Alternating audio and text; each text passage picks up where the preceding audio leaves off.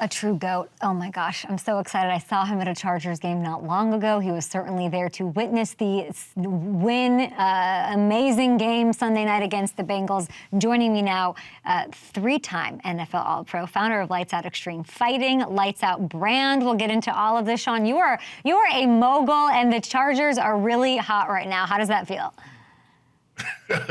I don't know which one I like more. I'm gonna go with the Chargers, to be honest. I think it's a fun time. Not just for me, but the team, especially like the excitement. Like Kay, you saw it when you went there. Like that stadium felt different, right? Yes. You talking to the fans around, like the energy in that building, that stadium, that team is different. So I'm happy because everybody's off of their back, right? Because this last couple of years, they can't get over the hump, and the Spanos and the team is cheap. They're not going to go pay for a coach. Well, they did all of that. They went out there and got the coach they wanted, and it's paying off. Fourth quarter, were you nervous? The word chargering comes to mind. I said that phrase is extinct almost. It's certainly endangered. Were you nervous, or are you so convinced this is the different makeup of this team culturally? Honestly, I wasn't nervous at all. And that game, if it was the last 3 years, they would have lost. The last several years, they would have lost that game. But there you go. You got somebody at the top that know what they're doing. Then instill confidence throughout that team. If you look on that sideline, those last few drives, there was nobody hanging their head. There was nobody panicking. There was no change in attitude when it came down, when the time was on the line. And that comes with preparation, man. Like those guys, they're out there just playing fast. They're having fun. That's the biggest thing that I think everybody's kind of like missing over. They are having fun for the first time in the last several years. They didn't look like they were having fun last year at all. Okay, so fun matters. I love hearing that. Outside of Jim Harbaugh, who clearly brings that, and he's, sort of a very fascinating guy, but people love him. All of the credit's going to him. Like it's all, and maybe it should. I'm curious if you would say or want to highlight the great Shawne Merriman. What else deserves credit for this huge change in such a short period of time outside of Jim Harbaugh's effect? That defensive coordinator mentor. Let's go. I mean, he honestly, selfishly, I want him to stick around for some more years because I know how good he's been. Good luck. But he's gone. I mean, he's a guy that came in and instantly turned around these attitudes, instantly turned around how these guys fly to the football. And let me tell you, he reduced his playbook where it's simple and guys are going out there making plays and playing fast. Last year, that wasn't the case. It was just way too much on the plate where most of the time guys wasn't even ready to line up and the ball was getting hiked and they were still trying to figure out what in the hell was going on. And so you see these guys now just going out there playing fast. No one's second guessing themselves. No one's trying to figure out what pre-cap or pre-snap read, what side is it going to, what's the strength down, what do I do? Guys are playing fast, and some of the best coaches want you to go out and do just that. Just simplify the playbook, go out there, let's line up and play football. And I play for some of the best coaches, and they all coach the same way. Play fast, and we can figure everything else out after that. What was the tailgate like? Tell me about Lights Out brand. You were there in the lots. I'm sure the energy was insane, it being flexed to a Sunday night game against Joe Burrow. What was it like? It was insane. So I launched my 60-minute live tailgating show for Lights Out Sports. Let's go. TV. So we're out 2 hours before kickoff, and it was insane. Like that, the walking out there. And let me tell you, like when you have a night game, that gives a lot of more drinking during the day. Normally in the morning people show up and they let the gates open at 8 o'clock, and they kind of start setting up their tailgates, their booth. Man, they were out there all day, and that thing was on fire. You guys got to go out there, download Lights Out Sports TV, check out the Ultimate Fan Zone, and we get a chance to do it again Monday night. The great thing about you is, and I was telling everybody on my crew, I mean, there's a lot of great things about you, Shawne. But when I ran into you the other week, you are so in it. Like you really are taking over the content space. You're talking about platforms and streaming, and you are not like paying somebody or like delegate. Like you're in it. You are in charge of it. Why are you so interested in that? I think, okay, you know how it is, man. Like we've been around TV for a long time, and so I've always had these ideas of being creative. I've always had these ideas of wanting to build something that was a lot bigger than what I had going on. And outside of the MMA with Lights Out Extreme Fighting, I was like, the streaming is where it's at. Yeah. And, you know, being in TV for so long and having these ideas, I get a chance to execute. Like this Ultimate Fan Zone show, nobody really looked at that to get closer to the fans. Everybody can watch a football game, but how many people can watch the tailgates? And so that was something important to me to start launching. And we got so many other things. We got the East-West Shrine Bowl practices coming up. We got exclusive rights for that. Talking to Snoop's Youth Football League right now. So like really, really cool and creative stuff. And it's fun when you run the show because then, you know, you don't have to call 3 people to go get clearance and just one idea to get shut down. Well, that's the thing. Not everybody can do it because you're making it sound easy and you're like, oh, yeah, we just have like a legend from the opposing team. And like, who's like, sorry, I can't go call Ray Lewis and be like, can you be here for Monday Night Football? Like you make that stuff happen. You getting the Shrine rights. I'm like, what, who are you, Roger? Like what's going, it's amazing what you're doing. Amazing. Congratulations. Yeah, I appreciate that. And it is most of the time you picking up the phone. It is other people responding and then helping out. So that's always a good thing, man. We got a good crew of people that can support you the way I've been supported. Some people talk about it. You are all about it. I love that you brought up Minter. We'll see. I mean, if they like go really far, when Dante Whitner said they're going to the AFC Championship game, if that happens, like Minter, there's a world where he's bought in and like wants to stay and win a Super Bowl eventually. There's definitely that chance. So we're not saying bye to him. But the defense has to take you back to your glory days, right, Shawne? Like it's got to. Like I want to talk about Tuli. He's having an insane year off the edge. If you can talk about it, 7 sacks in the last 4 games. What have you noticed about how he continues to improve? He has momentum. And I tell people, especially the younger guys, I say sacks come in bunches. Do not get upset if you go a game or 2 without a sack because that next game, it can easily be 2 or 3 sacks. But right now, you see he's playing with extreme amount of confidence. And you starting to see him coming to his own. If you watch him last year, there were flashes. There were flashes of him going out making these plays, but then he'll kind of disappear for a series or 2. And now he's constantly got his foot on the gas. You know, he could be a guy that's a double-digit sack guy from this point out. And whenever Joey Bosa decides to retire or move away from the game, you know, this guy's going to be there a long time. I know Khalil Mack is getting up there in age, you know, but he's still very effective. But when you got a guy like Tuli, you feel very, very good on the defense side of the ball that you got somebody who can still get after the quarterback. When you see big hits, you decide whether Lights Out Extreme Fighting should sign up the fighters. It's like my favorite bit. It's great branding by you. I should have known the mogul thing was in the making years ago. Here, I want you to look at this clip. Here's Tuli.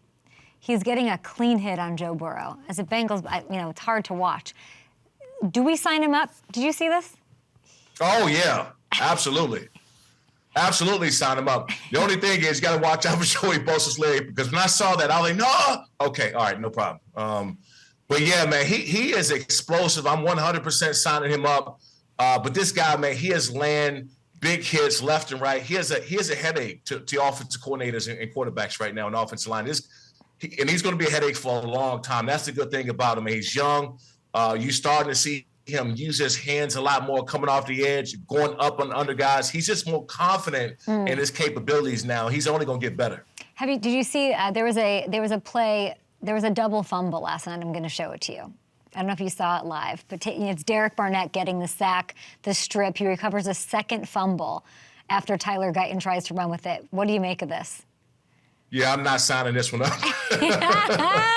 That's pretty incredible, though.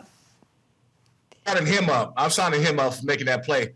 But he's another one, man. Look at this dip, rip, and then him staying active. Most guys, they can do that, the sack, strip, force fumble, and then turn around and look and still have the wherewithal to know and the awareness to get back there. I'm signing him up for sure.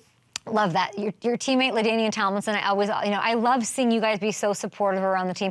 And by the way, shout out to some of the people in that building who've been through, obviously, the bright moments with you two, but then some real, a move, a this, a that, some down years, some like revolving door. Like, aren't you so happy for that office? Like for those people who you love and you go hang out with sometimes? It's amazing.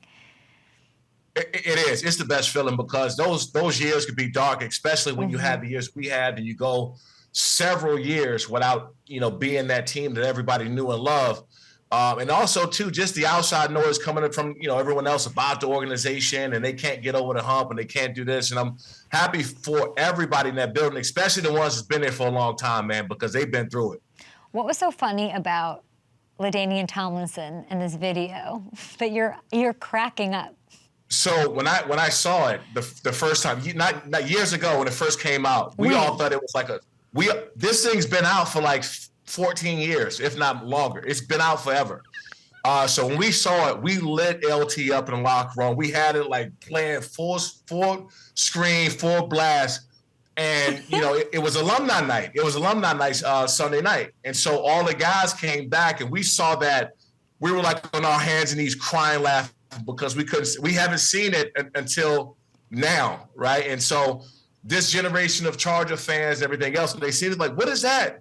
And I'm up in the suite. Okay, I'm crying, laughing. We heard. We were all up. laughing watching it. We should have it's so funny to you. It's hilarious because we all thought it was a spoof, and so now these new Charger fan base got a chance to see it, and you heard people in the crowd like, what is that? What is that? And I couldn't even explain what it was because you hear my voice over the video. I was just laughing so hard I couldn't stop. I don't know that I've ever heard you laugh quite. I'm like, and my producer Garrett was like, he's cracking up. And I'm like, I don't know that I've ever heard him crack up, but we love that. The vibes are high. We'll get into the Harbaugh Bowl in a second, but there was a lot of fight news this past weekend. You're the perfect person to talk to. Mike Tyson, Jake Paul, UFC 309 on Saturday. You've said that you want to see Aaron Donald in the octagon. You are the founder of Lights Out Extreme Fighting. When you look around the league right now, I'm going to put you on the spot. This might be a tough task here. I need your list. I need a list from you. Five current NFL players you think would translate or that you'd want to see or support taking a part of MMA. I'm gonna start with Khalil Mack. He's so scary. Yeah, and you're right. He is a scary human being, but he's a typical guy. He walks around about 260. He can drop down to 240 and then be explosive, being able to move around, his coordination. And when I say that there's a lot of similarities between football and MMA and having an explosive off the line of scrimmage, it's explosion in those punches because you're still using your legs too. So I'm going to go Khalil one, Roquan Smith. I'll go with him next because he has that dog in him. He has like that old school mentality of a guy just like flying around. Reckless abandon with his body. You know he don't mind taking a punch and giving one out. I'll go 3. I'll go with Myles Garrett. Okay. And I told Myles this because he trains during the offseason. He boxes during the offseason. I said, man, we gotta go get some work in. We gotta go get some rounds in one of these days. Freaking nature. And if he ever decided to take up MMA and got his ground game, I don't think anybody is stopping this dude. I'll go with TJ Watt. TJ Watt is number 4. And the reason why I like TJ Watt is because his length, his arms and his legs. If he learned how to just strike like a Muay Thai style, like no one can get close to him because his range is so crazy. And by the way, he can absolutely drop some weight and become even more agile, even more more of a explosive, nimble. Like if that dude, those long arms and legs get around you, you're done. Just forget about it. And last but not least, and I think that most people will know that this is expected because we've seen him fight on the fields. My little bro, DK Metcalf. I'm going with DK Metcalf at that 5th spot. I know he has a demeanor before. I used to joke with him a lot about actually signing him up one of these days. And he has that attitude. So it's one thing to have like the body frame, the style, and the range you can get in there. It's another thing to have an attitude. All 5 of these guys, they have that demeanor. They have that attitude. They can get in there and want to inflict pain on some people, and that's what the sport is about. So I'm going with those 5. If any one of those 5 ever came to me when they retired and say, "Hey man, I'm looking to take a fight," I am flying out to wherever they are, and I make sure I get the contract done. Who would have the best? You know, I saw a clip. This is probably the only clip I've ever seen. Like he literally did like a back kick and like kicked him in his his spleen. What even exists over here? What was that? That is John Jones, and that was a I know John Jones. Kick to Stipe. But what did he kicked him like here, right? Yeah, liver. This is your liver. That's a liver shot. And then right away you're just done for the count. Let me tell you, a liver shot, your body completely shuts down. Yeah. You can't stand up. I mean, your body, every part of your body just shuts down. I mean, I've drank tequila before. I understand. Yes. Yeah. So basically, it's your third day of tequila. You haven't drank much water. You dehydrated, and everything locks up. That's what it feels like. And he knew to kick him right. It was wild. He just went down right. I watched it 90,000 times. Okay, so we have those guys that you'd want. But you don't have any coaches on there, which I think is kind of rude. No coaches. So now we got the Harbaugh Bowl coming Monday night, Week 12. Ravens Chargers. Who wins in an MMA fight, Jim or John? I'm going with Jim. Why? I'm going with Jim, and I'm gonna tell you why. Jim is a type. Jim Harbaugh is a type that you got to completely finish him off because he will keep coming forward. He will not stop. That he's a crazy person, which I love. He will fight you until the finish. So even if you do have a couple good rounds against him, he is a type that will take all the punches, all the blows, and still keep coming forward. Those guys you do not want to be in the cage with. It does seem like John may have the strength. He may have the power and some of these other things, but you can't be crazy. And Jim is definitely that, man. So I'm taking a crazy one in this. I wonder if we can get the opinion of Quentin Johnston, who's standing by. Quentin, who wins in an MMA fight, your coach or John Harbaugh? Yeah, I like his there, so I'm going to go with my coach. The disrespect for John, guys. John's going to use this as motivation on Monday, you guys. Hey, look, he can use his bullet. My coach. Yeah, he can use his bulletin board material, but I think John knows. John knows his brother more than anybody else. And look, you can't be crazy. Crazy don't stop. So I'm going with Jim. Yeah, and then I'm still having nightmares about Khalil Mack in that octagon. You putting him on your list. Can you imagine Quentin Johnson, Khalil Mack in the octagon UFC? Yeah, no, that'll be crazy. That'll be crazy for sure. That would be insane. I'm sure Shawne wants to say congrats on the incredible game season. Look, not only on the game, on the season. I talked to Q before the season started when we were out there, we were kicking, and I was telling them, I was like, man, I knew he was supposed to have a good year, a big year. And it's helping me out because I'm circling up to everybody right now who was popping off and talking crazy and talking down. And I've been on a nonstop. I need an apology to it because I told everybody, man, he's just he's come around. He's showing everybody what type of player he is, what type of person he is. And the really cool thing about Q, man, he's just getting started. And he's going to have a long career of just having these big games, big seasons. And I'm just, I'm happy for him, man, because I know that people are talking and saying negative things and down. And without him saying in your face, I can say in your face.